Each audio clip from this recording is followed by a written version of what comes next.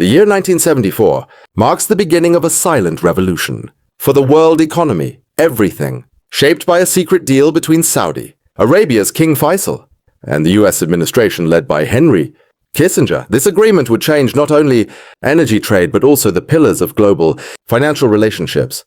The U.S. had cemented its economic power with the Bretton Woods system implemented after World War II, but in 1971, when Richard Nixon abandoned the gold standard, the U.S. dollar became more than just the global reserve currency. The dollar became the sole currency for global oil trade. This revolutionized global trade and politics. Saudi Arabia, as the largest oil producer, agreed to sell oil only in U.S. dollars in return. The U.S. would offer military security guarantees and support Saudi Arabia's sovereignty. This agreement set an example for all oil-producing countries. The deal expanded through OPEC and spread across the world. Oil was the backbone of the global economy. This arrangement provided the U.S. with global economic advantages. If a country wanted energy, it had to use U.S. dollars.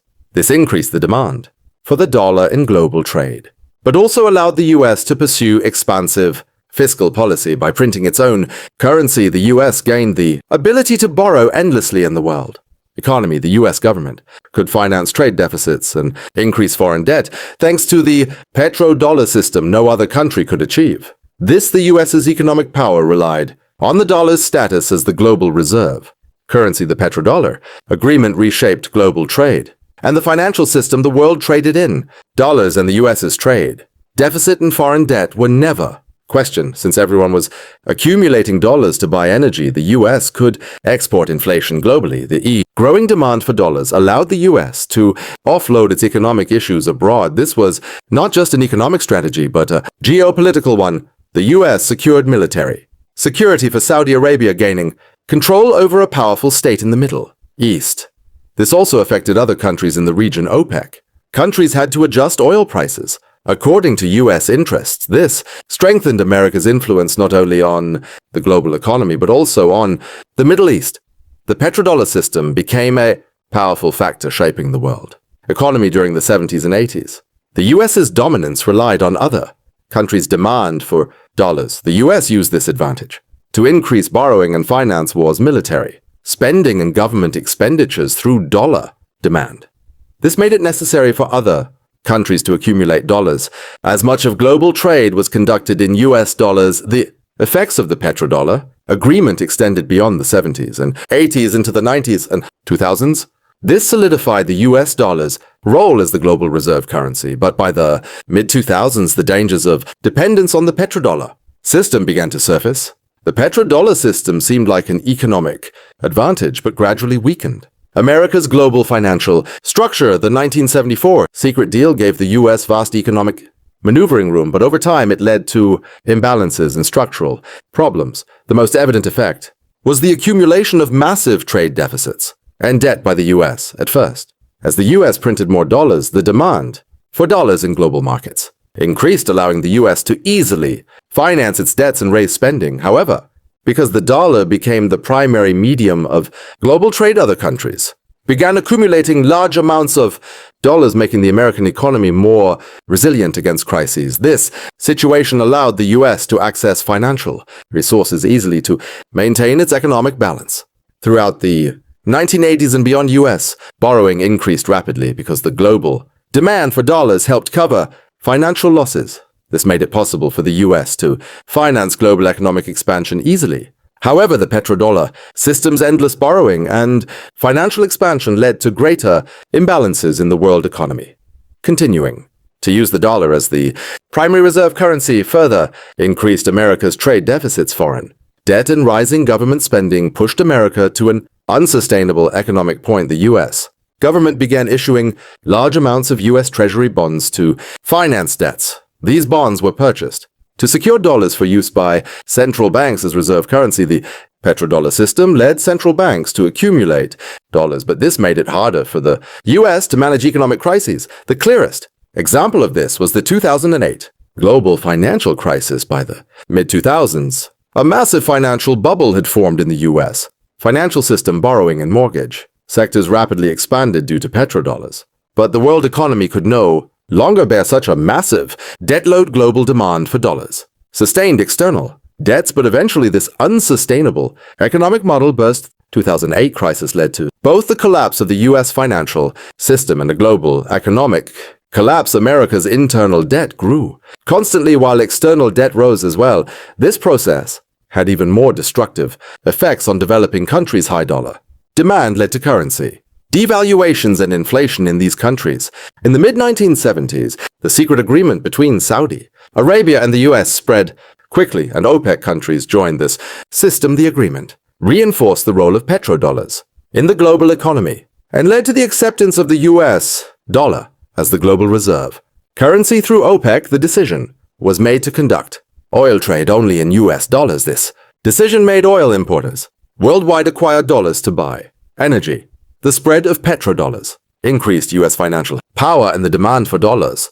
Globally, oil priced in dollars made countries dependent on the dollar. This allowed the U.S. to maintain its dominant position as the dollar became firmly established, while increasing the U.S. trade deficit and debt levels. Saudi Arabia, as the largest oil producer, and other OPEC countries supported this system because U.S. military security and economic stability helped them maintain advantages in the global market. By the late 1970s, the dollar became the central medium for global oil trade, and OPEC's oil trade in dollars made the U.S. the strongest financial actor. By 73% of global foreign exchange reserves were in dollars, reinforcing the U.S.'s dominant role in global trade and finance. The dollar's use as the reserve currency allowed the U.S. to finance debts, sustain military spending, and finance trade deficits without question. With petrodollars, the U.S. converted other countries' currencies into its own economy, giving the U.S. a major economic advantage worldwide. But by the early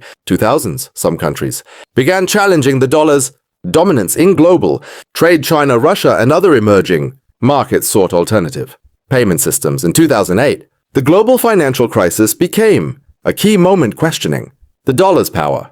During this period, U.S. central banks started moving away from the dollar to other assets. Meanwhile, the dollar's status created problems for developing countries. The devaluation of the dollar made borrowing more expensive, while dollar appreciation triggered inflation in these countries. As a result, OPEC countries began questioning their commitment to the petrodollar system. China proposed using the yuan for oil imports. Russia took steps to conduct energy trade in rubles. Saudi Arabia joined this new financial order, and the dollar's position became less secure. By the 2020s, Saudi Arabia's agreements with BRICS and trade with China in yuan struck a blow to the dollar's dominance. In 2026, Saudi Arabia and other oil exporting countries decided to end the petrodollar agreement signed with the U.S. in 1974. This move began to challenge the dollar's position as the global reserve currency. BRICS countries in major economies like China started using the yuan and other local currencies instead of the dollar. This accelerated the de-dollarization process and ended the dollar's economic dominance. The end of the petrodollar system had a major impact globally. In the 1970s, Saudi Arabia's agreement with the U.S. made oil trade dependent on the U.S. dollar. By 2026, Saudi Arabia left the petrodollar system and began promoting the use of other currencies through agreements with BRICS and China. This marked a significant shift in the global financial order. One reason for the de-dollarization process was the U.S.'s long-standing debt crisis. The U.S.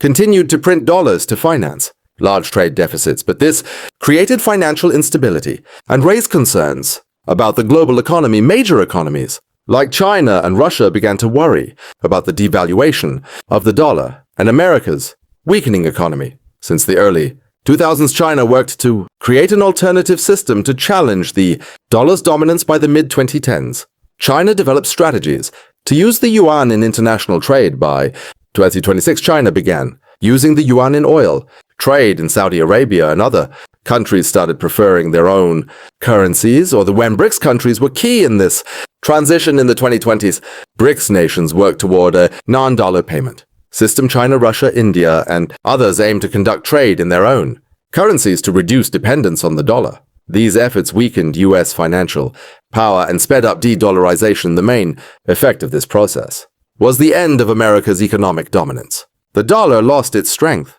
as the global reserve currency, and this transformation impacted global trade. The U.S.'s Debts and economic management were increasingly questioned by other countries. A large portion of global trade was now conducted in yuan, rubles, rupees, and other local currencies. This led to a significant weakening of the US's financial power. The end of the dollar's global dominance created uncertainties and changes in the world economy. A large portion of global trade was now conducted in non-dollar currencies, which affected US financial strategies. The decline in global demand for dollars made it more difficult for the US to finance its trade deficits. At the same time, the dollar's depreciation increased inflation risks for developing countries. Countries began seeking alternatives to reduce their reliance on the dollar. The shift of global trade to local currencies laid the groundwork for a new economic order. By 2026, the dollar's dominance ended and the de-dollarization process accelerated, with countries like Saudi Arabia and China leading the way. This marked the end of America's global financial power and the start of a new era. The collapse of the dollar is not a unique issue. It has historical precedents. Reserve currencies like the Spanish dollar, Dutch guilder, and British pound collapsed due to excessive borrowing, wars, and printing money. These collapses occurred when economic structures expanded too much and the printed money lost value. While each collapse took place under different conditions, similar economic and geopolitical dynamics led to them. The Spanish dollar was the world's most used reserve currency by the late 16th century, but Spain's expansion and war policies weakened its economy. Mining, gold, and silver brought wealth, but much of this wealth was spent on wars. After the Spanish Armada's defeat in 1588, Spain was left with a huge debt, and the value of the Spanish dollar rapidly declined. Both borrowing and money printing led to the collapse of the Spanish dollar. The Dutch guilder was another example. In the early 17th century, the Dutch Empire was an economic power. Due to its control over maritime trade, the Dutch guilder became the global trade currency, but wars, corruption, and excessive borrowing led to financial instability. Problems in mining precious metals disrupted the payment balance, and this led to the devaluation of the guilder. The British pound became the global reserve currency in the early 19th century, but Britain's industrial revolution, wars, and colonization led to massive debt. By 1914, the UK was heavily borrowing during World War I. After the war, constant borrowing and money printing weakened the British economy, and the pound lost its hegemonic position. The collapse of the pound after World War II was a result of these dynamics. These historical crises showed that excessive borrowing, wars, and money printing are the main causes of the collapse of reserve currencies. The dollar may follow a similar path. The US's ongoing borrowing, large trade deficits, and military spending could accelerate the dollar's devaluation. The trend of countries seeking alternatives to the dollar, like China's yuan and Russia's ruble, weakens the dollar's dominance. BRICS countries and Saudi Arabia began shifting away from the petrodollar system. This signals the potential collapse of the dollar. Similar to the past, if US debts grow and money printing increases, the dollar may lose value, leading to economic crises.